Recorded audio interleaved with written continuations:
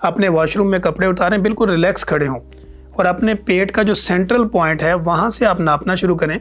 औरत जो है वो उसका 30 इंच से ऊपर नहीं होना चाहिए और जो मर्द है उसका 36 इंच से ऊपर नहीं होना चाहिए। मर्द अगर 36 से ऊपर है, औरत अगर 30 से ऊपर है तो दोनों मोटापे का शिकार हैं और ये ओबेसिटी यानी मोटापा है। अस्सलाम वालेकुम, इट्स मी सहर अमीन और आप देख रहे हैं VLC हेल्थ। नाज़रीन, आज हमारे साथ मौजूद हैं डॉक्टर तनवीर अरशद साहब जो कि मेडिकल स्पेशलिस्ट हैं। आइए इनसे बात करते और जानते हैं कि वो ख़वातीन जो कि बच्चा पैदा करने के बाद मोटापे का शिकार हो जाती हैं वो अपने वेट को कैसे मेंटेन रख सकती हैं और मोटापा है क्या। अस्सलाम वालेकुम। जी वालेकुम अस्सलाम। सर बहुत शुक्रिया, पहले तो आप आए, आपने हमें टाइम दिया। जी थैंक यू, वेलकम, और जब भी आप बुलाएं मैं हाजिर। बहुत शुक्रिया आपका। सर ये मोटापा है क्या? अच्छा, ये जब जैसे ही आप बात कर रही थी ना कि मोटापे के ऊपर, तो मेरे ज़हन में फ़ौरी आया कि लक़द ख़लक़नल इंसान फ़ी अहसनी तक़वीम।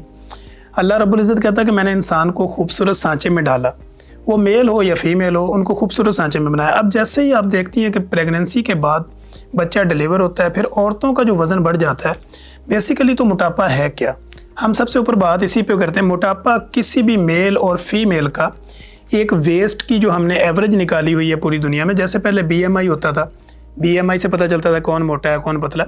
तो आजकल हमने सिंपल इसकी एक टर्म निकाली है कि आप इंची टेप लें, अपने वॉशरूम में कपड़े उतारें, बिल्कुल रिलैक्स खड़े हों और अपने पेट का जो सेंट्रल पॉइंट है वहाँ से आप नापना शुरू करें।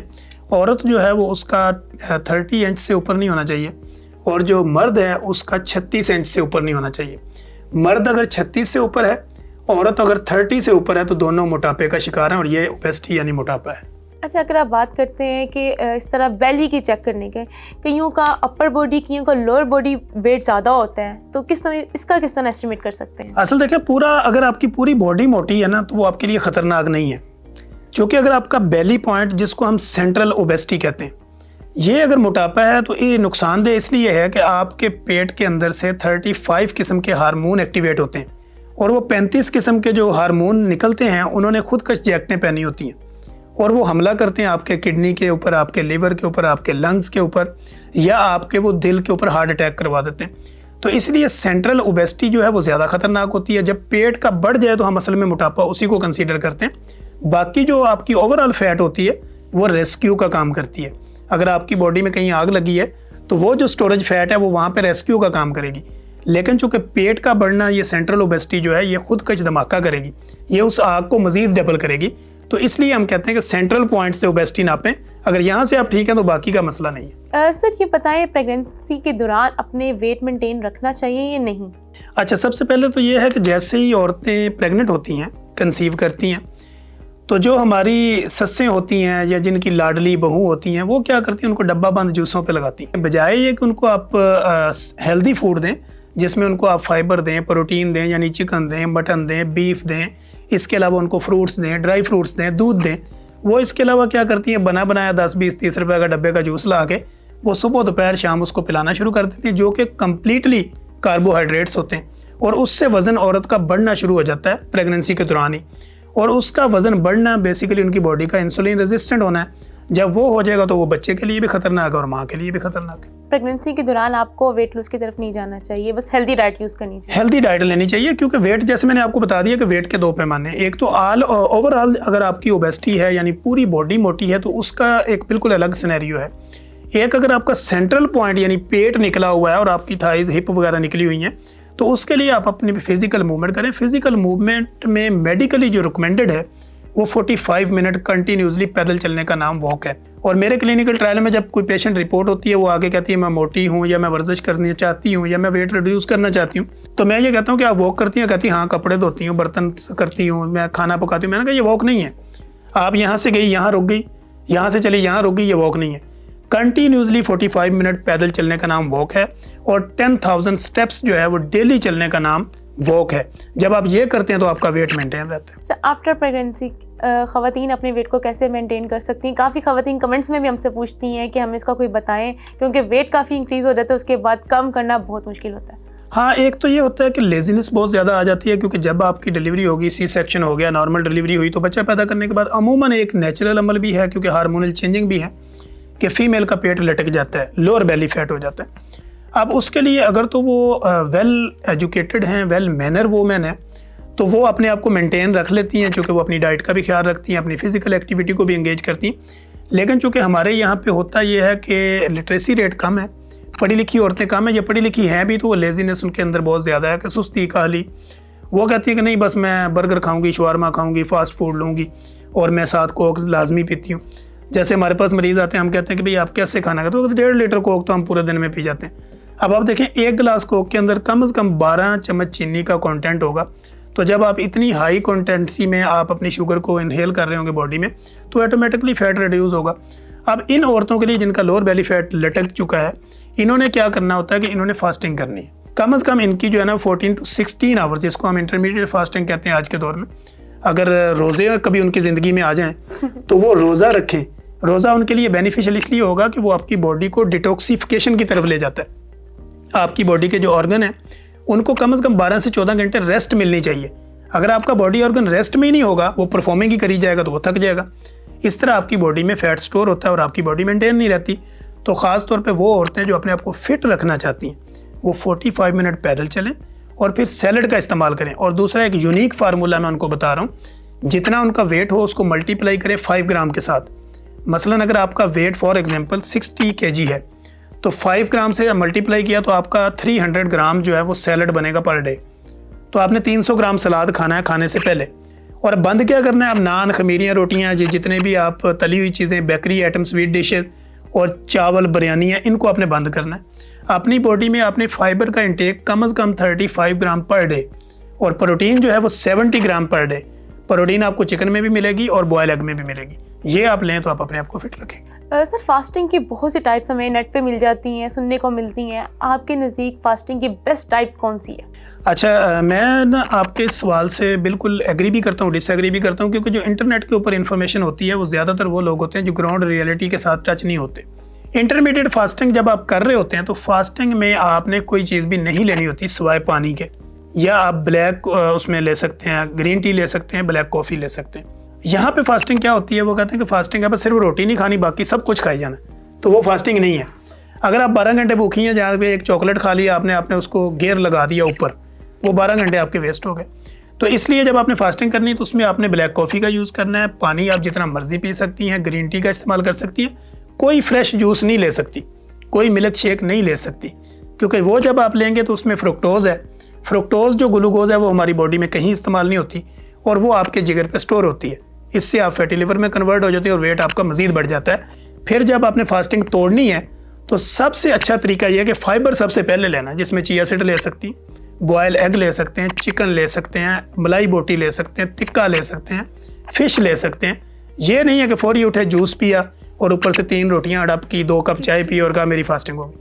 अक्सर हम सुनते हैं कि black coffee plus lemon use करना चाहिए। इससे ये भी होता है कि जैसे कि गर्मियाँ आ रही हैं, इसका यूज़ करने से आपको ये दाने फेस के ऊपर इस तरह के मसाइल का सामना करना पड़ सकता है। अगर आपकी बॉडी के हार्मोनल प्रॉब्लम जो है वो क्रिएट नहीं है, वो नॉर्मल रूटीन में चल रहे हैं, तो आपको एक्नी नहीं होगा। लेकिन ब्लैक कॉफ़ी में आप लेमन ले लें तो वो तो बेहतर है, लेकिन अगर लेमन के साथ हनी भी ऐड कर लें तो वो नुकसानदेह, क्योंकि वो भी शुगर का एक कंटेंट आपने ले लिया, क्योंकि आपके पास कोई गारंटी नहीं है कि जो हनी आपने उसमें डाला वो ओरिजिनल है या नहीं है। तो इसलिए आप कॉफ़ी तो कम से कम ओरिजिनल गर्म पानी ले 1 कप उसमें मिलाएं।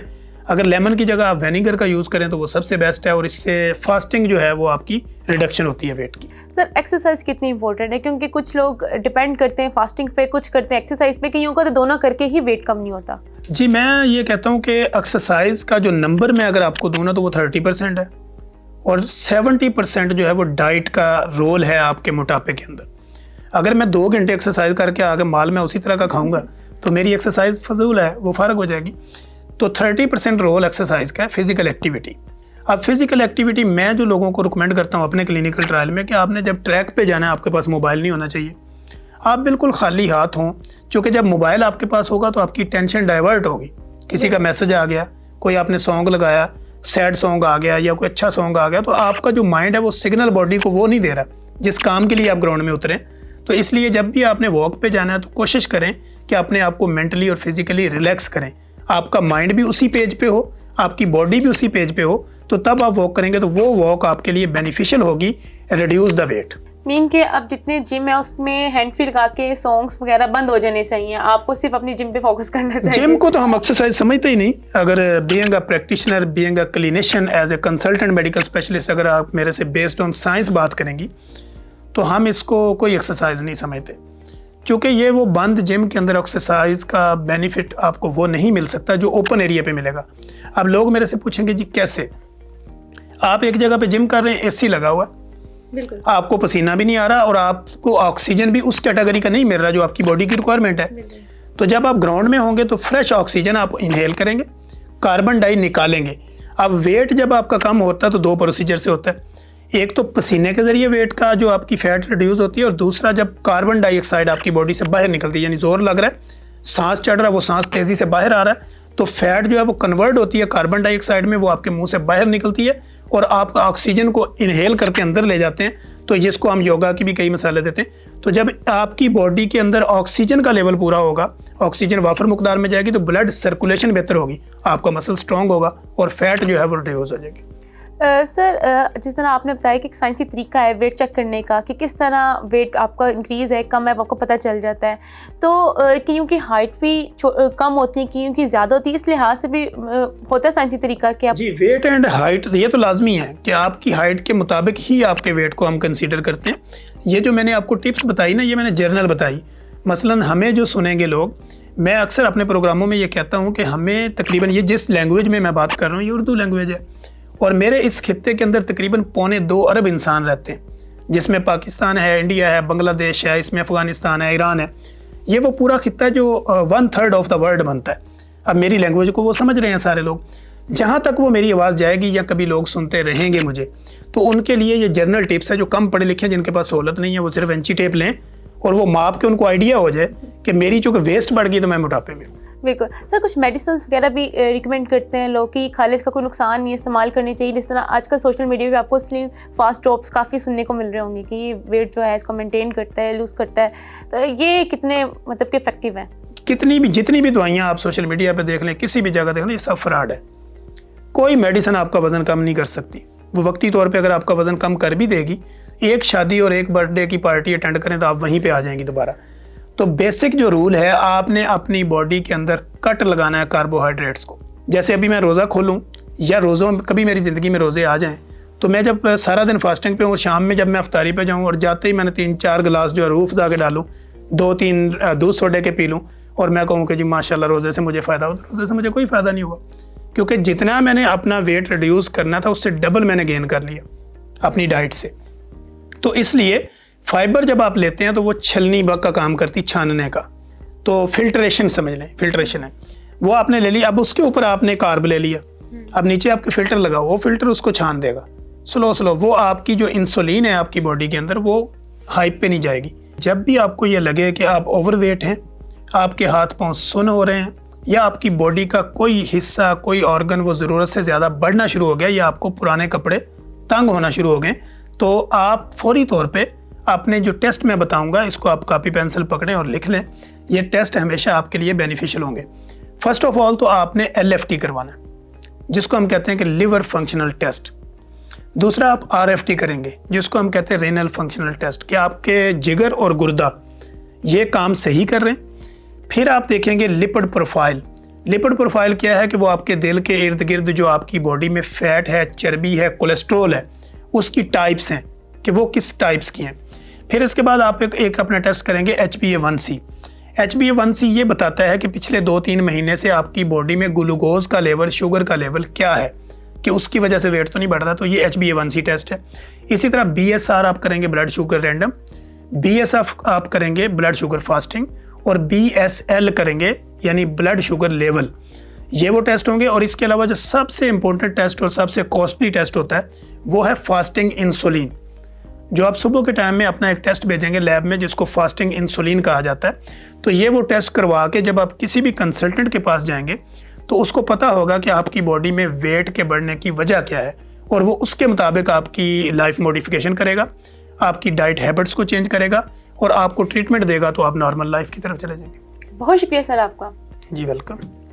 तो जी नाज़रीन, जैसे कि हमने इनसे बात की, जिससे इस बात का आइडिया होता है कि अगर आपका वेट इंक्रीज हो रहा है तो सबसे पहले आप अपने टेस्ट करें, जिससे अंदाजा हो कि वजह क्या है, आपका वजन क्यों बढ़ रहा है। आपकी जो राय कमेंट सेक्शन में जरूर शेयर करेगा। अगर कोई सवाल है वो भी कमेंट सेक्शन में आप पूछ सकते हैं।